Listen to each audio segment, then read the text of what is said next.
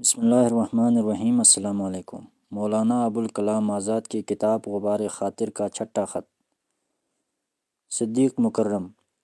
قید و بند کی زندگی کا یہ چھٹا تجربہ ہے۔ پہلا تجربہ 1916 میں پیش آیا تھا، جب مسلسل 4 برس تک قید و بند میں رہا۔ پھر 1921، 1931، 1932 اور 1940 میں یکے بعد دیگر یہی منزل پیش آتی رہی، اور پھر اسی منزل سے قافلہ بعد پیمائے عمر گزر رہا ہے۔ پچھلی 5 گرفتاریوں کی اگر مجموعی مدت شمار کی جائے تو 7 برس 8 مہینے سے زیادہ نہیں ہوگی۔ عمر کے 53 برس جو گزر چکے ہیں، ان سے یہ مدت وضع کرتا ہوں تو 7ویں حصے کے قریب پڑتی ہے۔ گویا زندگی کے ہر 7 دن میں ایک دن قید خانے کے اندر گزرا۔ تورات کے احکام عشرہ میں ایک حکم سبت کے لیے بھی تھا، یعنی ہفتے کا 7واں دن تعطیل کا مقدس دن سمجھا جائے۔ مسیحیت اور اسلام نے بھی یہ تعطیل قائم رکھی، سو ہمارے حصے میں بھی سبت کا دن آیا، مگر ہماری تعطیلیں اس طرح بسر ہوئی گویا خواجہ شیراز کے دستور الامر پر کاربند رہے۔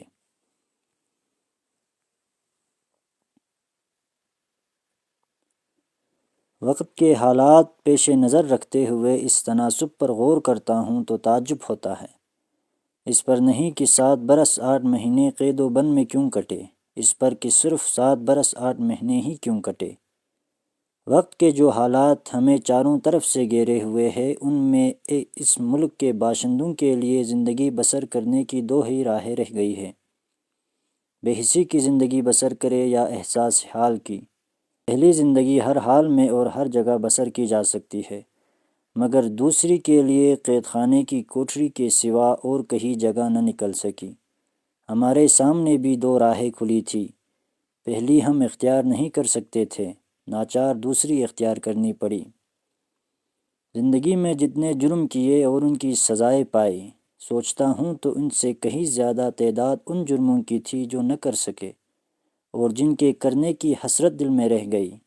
یہاں کردہ جرموں کی سزائیں تو مل جاتی ہے، لیکن نہ کردہ جرموں کی حسرتوں کا صلہ کس سے مانگے؟ نہ کردہ گناہوں کی بھی حسرت کی ملے داد، یا رب اگر ان کردہ گناہوں کی سزا ہے۔ 1916 میں جب معاملہ پیش آیا تو مجھے پہلی مرتبہ موقع ملا کہ اپنی طبیعت کے تاثرات کا جائزہ لوں۔ اس وقت عمر کے صرف 27 برس گزرے تھے۔ الہلال البلاغ کے نام سے جاری تھا، دارالارشاد قائم ہو چکا تھا، زندگی کی گہری مشغولیتیں چاروں طرف سے گھیرے ہوئے تھیں، طرح طرح کی سرگرمیوں میں دل اٹکا ہوا اور علاقوں اور رابطوں کی گرانیوں سے بوجھل تھا۔ اچانک ایک دن دامن جاڑ کر اٹھ کھڑا ہونا پڑا اور مشغولیت کی ڈوبی ہوئی زندگی کی جگہ قید و بند کی تنہائی اور بے تعلقی اختیار کر لینی پڑی۔ بظاہر اس ناگہانی انقلاب حال میں طبیعت کے لیے بڑی آزمائش ہونی تھی، لیکن واقعہ یہ ہے کہ نہیں ہوئی۔ آباد گھر چھوڑا اور ایک ویرانے میں جا بیٹھا۔ نقصان نہیں جنوں میں بلا سے ہو گر خراب، 2 گز زمیں کے بدلے بیاباں گرا نہیں۔ لیکن پھر کچھ عرصے کے بعد جب اس صورتحال کا رد عمل شروع ہوا تو معلوم ہوا کہ معاملہ اتنا سہل نہ تھا جتنا ابتدائے حال کی سرگرمیوں میں محسوس ہوتا تھا، اور اس کی آزمائشیں ابھی گزر نہیں چکی بلکہ اب پیش آ رہی ہے۔ جب کبھی اس طرح کا معاملہ یکایک پیش آ جاتا ہے تو ابتدا میں اس کی سختیاں پوری طرح محسوس نہیں ہوتی، کیونکہ طبیعت میں مقاومت کا ایک سخت جذبہ پیدا ہو جاتا ہے، اور وہ نہیں چاہتا کہ صورتحال سے دب جائے، اور اس کا غالبانہ مقابلہ کرنا چاہتا ہے۔ نتیجہ یہ نکلتا ہے کہ ایک پرجوش نشے کی سی حالت طاری ہو جاتی ہے۔ نشے کی تیزی میں کتنی ہی سخت چوٹ لگے، اس کی تکلیف محسوس نہیں ہوگی۔ تکلیف اس وقت محسوس ہوگی جب نشہ اترنے لگے گا اور جمائیاں آنی شروع ہوگی۔ اس وقت ایسا معلوم ہوگا جیسے سارا جسم درد سے چور چور ہو رہا ہے۔ چنانچہ اس معاملے میں بھی پہلا دور نشۂ جذبات کی خود فراموشیوں کا گزرا۔ علائق کا فوری انقطاع، کاروبار کی ناگہانی برہمی، مشغولیتوں کا یک قلم تعطل، کوئی بات بھی دامن دل کو کھینچ نہ سکی۔ کلکتہ سے باطمینان تمام نکلا اور رانجی میں شہر کے باہر ایک غیر آباد حصے میں مقیم ہو گیا۔ لیکن پھر جوں جوں دن گزرتے گئے طبیعت کی بے پروائیاں جواب دینے لگی اور صورتحال کا ایک ایک کانٹا پہلوئے دل میں چپنے لگا۔ یہی وقت تھا جب مجھے اپنی طبیعت کی اس انفعالی حالت کا مقابلہ کرنا پڑا اور ایک خاص طرح کا سانچہ اس کے لیے ڈھالنا پڑا۔ اس وقت سے لے کر آج تک کی 26 برس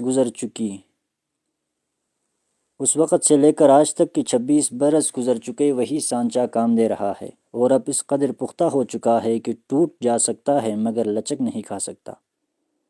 طالب علمی کی زمانے سے فلسفہ میری دلچسپی کا خاص موضوع رہا۔ عمر کے ساتھ ساتھ یہ دلچسپی برابر بڑھتی گئی، لیکن تجربے سے معلوم ہوا کہ عملی زندگی کی تلخیاں گوارا کرنے میں فلسفہ سے کچھ زیادہ مدد نہیں مل سکتی۔ یہ بلا شبہ طبیعت میں ایک طرح رواقی کی بے پروائی پیدا کر دیتا ہے، اور ہم زندگی کے حوادث و علام کو عام سطح سے کچھ بلند ہو کر دیکھنے لگتے ہیں، لیکن اس سے زندگی کے طبعی انفعالات کی گتھیاں نہیں سلجھ سکتی۔ یہ ہمیں ایک طرح کی تسکین ضرور دیتا ہے، لیکن اس کی تسکین سر تا سر سلبی تسکین ہوتی ہے۔ ایجابی تسکین سے اس کی جولی ہمیشہ خالی رہی۔ یہ فقدان کا افسوس کم کر دے گا، لیکن حاصل کی کوئی امید نہیں دلائے گا۔ اگر ہماری راحتیں ہم سے چھین لی گئی ہے تو فلسفہ ہمیں کلیلہ و دمنہ کی دانشور آموز چڑیا کی نصیحت کرے گا: جو کچھ کھو چکا اس پر افسوس نہ کر، لیکن کیا اس کھونے کے ساتھ کچھ پانا بھی ہے؟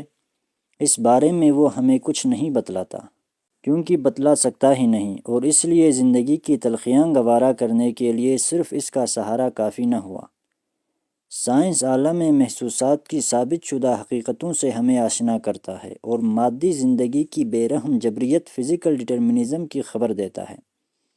اس لیے عقیدے کی تسکین اس کے بازار میں بھی نہیں مل سکتی۔ وہ یقین اور امید کے سارے پچھلے چراغ گل کر دے مگر کوئی نیا چراغ روشن نہیں کرے گا۔ اگر ہم زندگی کی ناگواریوں میں سہارے کے لیے نظر اٹھائے تو کس کی طرف اٹھائے؟ کون ایسا ہے جسے دست ہو دل سازی میں، شیشے ٹوٹے تو کرے لاکھ ہنر سے پیوند؟ ہمیں مذہب کی طرف دیکھنا پڑتا ہے۔ یہی دیوار ہے جس سے ایک دکھتی ہوئی پیٹھ ٹیک لگا سکتی ہے۔ بلا شبہ مذہب کی وہ پرانی دنیا جس کی مافوق الفطرت کارفرمائیوں کا یقین ہمارے دل و دماغ پر چھایا رہتا تھا، اب ہمارے لیے باقی نہیں رہی۔ اب مذہب بھی ہمارے سامنے آتا ہے تو عقلیت اور منطق کی ایک سادہ اور بے رنگ چادر اوڑھ کر آتا ہے، اور ہمارے دلوں سے زیادہ ہمارے دماغوں کو مخاطب کرتا ہے۔ تاہم اب بھی تسکین اور یقین کا سہارا مل سکتا ہے تو اسی سے مل سکتا ہے۔ فلسفہ شک کا دروازہ کھول دے گا اور پھر اسے بند نہیں کر سکے گا۔ سائنس ثبوت دے دے گا مگر عقیدہ نہیں دے سکے گا، لیکن مذہب ہمیں عقیدہ دے دیتا ہے، اگرچہ ثبوت نہیں دیتا۔ اور یہاں زندگی بسر کرنے کے لیے صرف ثابت شدہ حقیقتوں ہی کی ضرورت نہیں ہے، بلکہ عقیدے کی بھی ضرورت ہے۔ ہم صرف انہی باتوں پر قناعت نہیں کر لے سکتے جنہیں ثابت کر سکتے ہیں، اور اس لیے مان لیتے ہیں۔ ہمیں کچھ باتیں ایسی بھی چاہیے جنہیں ثابت نہیں کر سکتے لیکن مان لینا پڑتا ہے۔ By faith and faith alone embrace believing where we cannot prove۔ عام حالات میں مذہب انسان کو اس کے خاندانی ورثے کے ساتھ ملتا ہے، اور مجھے بھی ملا، لیکن میں موروثی عقائد پر قانع نہ رہ سکا۔ میری پیاس اس سے زیادہ نکلی جتنی سیرابی وہ دے سکتے تھے۔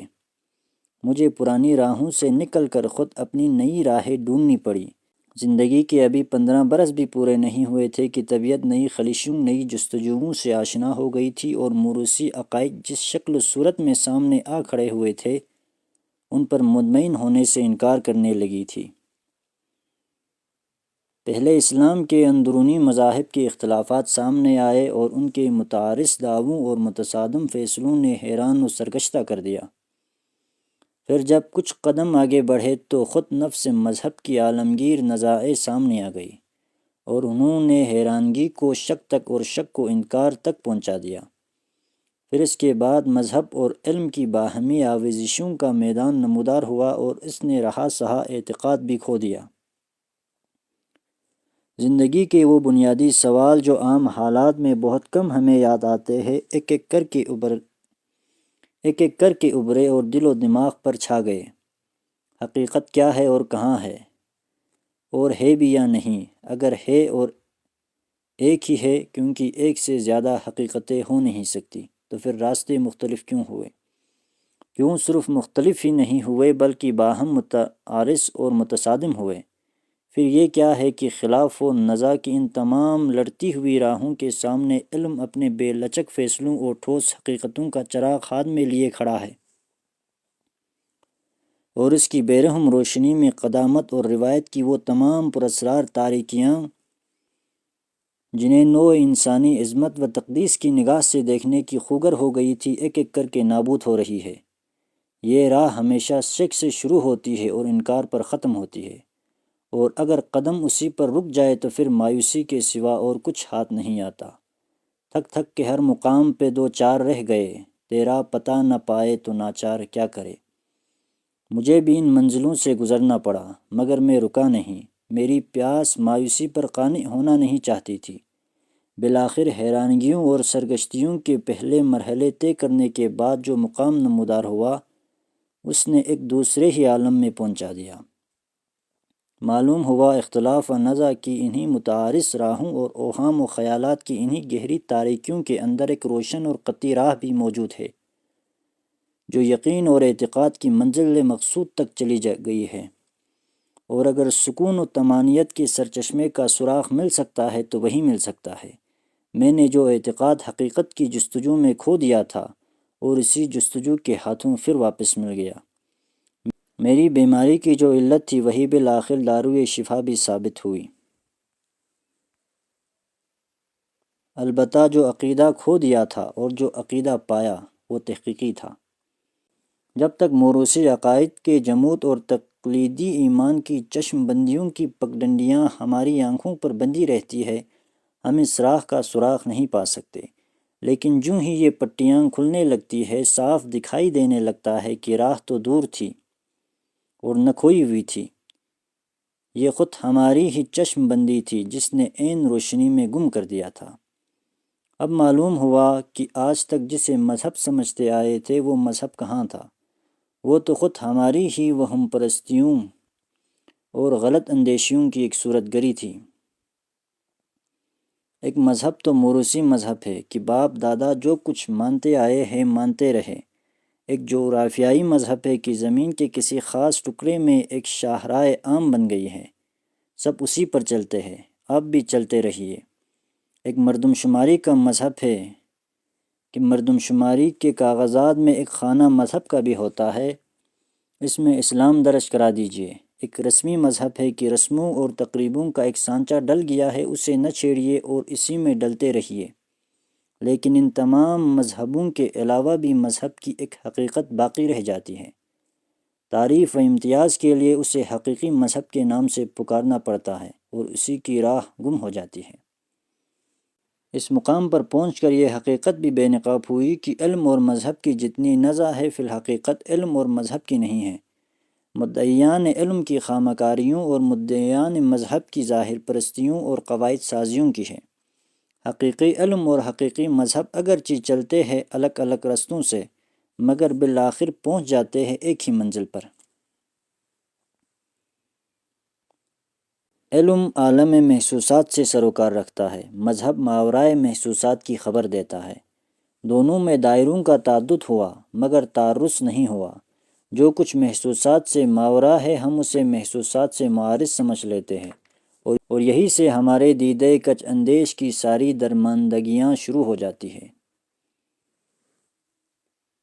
بہرحال زندگی کی ناگواریوں میں مذہب کی تسکین صرف ایک سلبی تسکین ہی نہیں ہوتی بلکہ ایجابی تسکین ہوتی ہے، کیونکہ وہ ہمیں اعمال کے اخلاقی اقدار مورل ویلیوز کا یقین دلاتا ہے، اور یہی یقین ہے جس کی روشنی کسی دوسری جگہ سے نہیں مل سکتی۔ وہ ہمیں بتلاتا ہے کہ زندگی ایک فریضہ ہے جسے انجام دینا ہے، ایک بوجھ ہے جسے اٹھانا چاہیے۔ لیکن کیا یہ بوجھ کانٹوں پر چلے بغیر نہیں اٹھایا جا سکتا؟ نہیں اٹھایا جا سکتا، کیونکہ یہاں خود زندگی کے تقاضے ہوئے جن کا ہمیں جواب دینا ہے، اور خود زندگی کے مقاصد ہوئے جن کے پیچھے والہانہ دوڑنا ہے۔ جن باتوں کو ہم زندگی کی راحتوں اور لذتوں سے تعبیر کرتے ہیں وہ ہمارے لیے راحتیں اور لذتیں ہی کب رہے گی اگر ان تقاضوں اور مقصدوں سے منہ موڑ لیں۔ بلا شبہ یہاں زندگی کا بوجھ اٹھا کے کانٹوں کے فرش پر دوڑنا پڑا، لیکن اس لیے دوڑنا پڑا کہ دیبا و مخمل کے فرش پر چل کر ان تقاضوں کا جواب نہیں دیا جا سکتا۔ کانٹے کبھی دامن سے الجھیں گے، کبھی تلوؤں میں چبھیں گے، لیکن مقصد کی خلش جو پہلوئے دل میں چبھی رہے گی، نہ دامن تار تار کی خبر لینے دے گی، نہ زخمی تلوؤں کی۔ اور پھر زندگی کی جن حالتوں کو ہم راحت و الم سے تعبیر کرتے ہیں ان کی حقیقت بھی اس سے زیادہ کیا ہوئی کہ اضافت کے کرشموں کی ایک صورت گری ہے۔ یہاں نہ مطلق راحت ہے نہ مطلق الم، ہمارے تمام احساسات سر تا سر اضافی ہے۔ اضافتیں بدلتے جاؤ، راحت و الم کی نوعیتیں بھی بدلتی جائے گی۔ یہاں ایک ہی ترازو لے کر ہر طبیعت اور ہر حالت کا احساس نہیں تولا جا سکتا۔ ایک دہقان کی راحت و الم تولنے کے لیے جس ترازو سے ہم کام لیتے ہیں اس سے فنون لطیفہ کے ماہر کا معیار راحت و الم نہیں تول سکیں گے۔ ایک ریاضی دان کو ریاضی کا ایک مسئلہ حل کرنے میں جو لذت ملتی ہے وہ ایک ہوس پرست کو شبستان عشرت کی سیاہ مستیوں میں کب مل سکے گی؟ کبھی ایسا ہوتا ہے کہ پھولوں کے سیج پر لوٹتے ہیں اور راحت نہیں پاتے، کبھی ایسا ہوتا ہے کہ کانٹوں پر دوڑتے ہیں اور اس کی ہر چبھن میں راحت سرور کی ایک نئی لذت پانے لگتے ہیں۔ راحت و الم کا احساس ہمیں باہر سے لا کر کوئی نہیں دے دیا کرتا، یہ خود ہماری ہی احساس ہے جو کبھی زخم لگاتا ہے، کبھی مرہم بن جاتا ہے۔ طلب و سعی کی زندگی بجائے خود زندگی کی سب سے بڑی لذت ہے، بشرطے کسی مطلوب کی راہ میں ہو۔ اور یہ جو کچھ کہہ رہا ہوں فلسفہ نہیں ہے، زندگی کے عام واردات ہیں۔ عشق و محبت کے واردات کا میں حوالہ نہیں دوں گا کیونکہ وہ ہر شخص کے حصے میں نہیں آ سکتے، لیکن رندی اور ہوسناکی کے کوچوں کی خبر رکھنے والے تو بہت نکلیں گے۔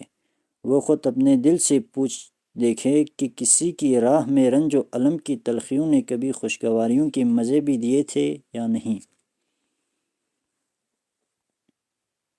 زندگی بغیر کسی مقصد کے بسر نہیں کی جا سکتی۔ کوئی اٹکاؤ، کوئی لگاؤ، کوئی بندھن ہونا چاہیے جس کی خاطر زندگی کے دن کاٹے جا سکے۔ یہ مقصد مختلف طبیعتوں کے سامنے مختلف شکلوں میں آتا ہے۔ کوئی زندگی کی کاربر آرائیوں ہی کو مقصد زندگی سمجھ کر ان پر قانع ہو جاتا ہے، کوئی ان پر قانع نہیں ہو سکتا۔ جو قانع نہیں ہو سکتے ان کی حالتیں بھی مختلف ہوئی۔ اکثروں کی پیاس ایسے مقصدوں سے سیراب ہو جاتی ہے جو انہیں مشغول رکھ سکے، لیکن طبیعتیں ایسی بھی ہوتی ہے جن کے لیے صرف مشغولیت کافی نہیں ہو سکتی، وہ زندگی کا اضطراب بھی چاہتی ہے۔ پہلوؤں کے لیے جو دلبستگی اس میں ہوئی کہ مشغول رہے، دوسروں کے لیے اس میں ہوئی کہ مضطرب رہے۔ ایک خنک اور ناآشنائے شورش مقصد سے ان کی پیاس نہیں بجھ سکتی۔ انہیں ایسا مقصد چاہیے جو اضطراب کے انگاروں سے دہک رہا ہو، جو ان کے اندر شورش و سرمستی کا ایک تہلکہ مچا دے، جس کے دامن ناز کو پکڑنے کے لیے وہ ہمیشہ اپنا گریبان وحشت چاک کرتے رہے۔ ایک ایسا بلائے جان مقصد جس کے پیچھے انہیں دیوانہ وار دوڑنا پڑے، جو دوڑنے والوں کو ہمیشہ نزدیک بھی دکھائی دے اور ہمیشہ دور بھی ہوتا رہے۔ نزدیک اتنا کہ جب چاہے ہاتھ بڑھا کر پکڑ لے، اور دور اتنا کہ اس کی گرد راہ کبھی سراغ نہ پا سکے۔ پھر نفسیاتی نقطۂ نگاہ سے دیکھیے تو معاملے کا ایک اور پہلو بھی ہے جسے صرف تہرس نگاہیں ہی دیکھ سکتی ہے۔ یکسانی اگرچہ سکون و راحت کی ہو، یکسانی ہوئی اور یکسانی بجائے خود زندگی کی سب سے بڑی بے نمکنی ہے۔